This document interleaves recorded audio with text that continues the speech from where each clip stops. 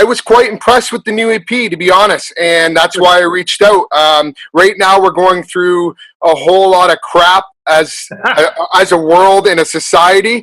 North America is going through a lot of stuff with racial tension, division. I guess I'll use the word division. Yes. And man, your first title track on that EP brightened my day. Good. What's the intention? Yeah, I want you to talk about that EP. So let's talk about, I mean, right now people need some good times. I mean, everybody needs it, right? Let's walk through that song first, and chat a bit about that EP. So how long ago was that recorded? Obviously, it wasn't recorded for COVID-19 or the stuff happening now, correct? No, it was the song was written in two parts. Firstly, just to give an overview, my brother Richard and I, we both but we both battled with depression for for a long time. Part of the reason we write the way we do is to try and cheer ourselves up.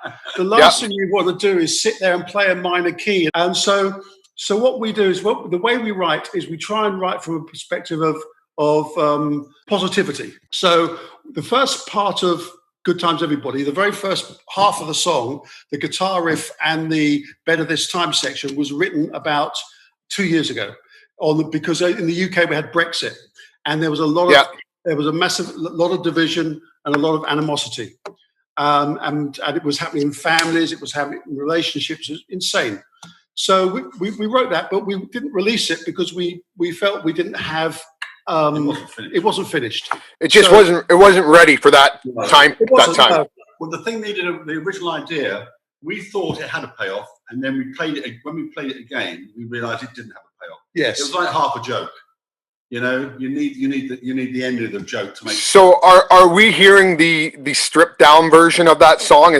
That's the original? No, you're hearing the new bit is the chorus. It's the main chorus. Yeah, we wrote the everybody's missing the sunshine, that section. We wrote that section about where are we now? We're in June, so April. No, wow, end of March, very early April. So the song was very much complete. The thing was done. We knew we wanted the guitar track with some live strings. So there's a guy that we've used for many years called Pete Whitfield. So we sent the track off to him, and we were confident we would write another part. So we were quite happy to take the song, to progress the song right almost through to pre-mix stage, knowing that we were confident in writing a chorus around the same chords, because we didn't want to change chords. We like the 4-chord turnaround. So it was sort of late March, April. I was in the UK, and I got stuck here.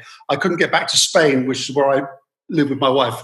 So I had 3 months in the UK, and we just started writing. And one of the first songs we wrote, or choruses we wrote, was "Everybody's having a good time, I'm missing the sunshine." Yeah. So we thought we liked that. So we put it. We went to our studio and worked with our engineer. And social distancing, blah blah blah blah blah blah.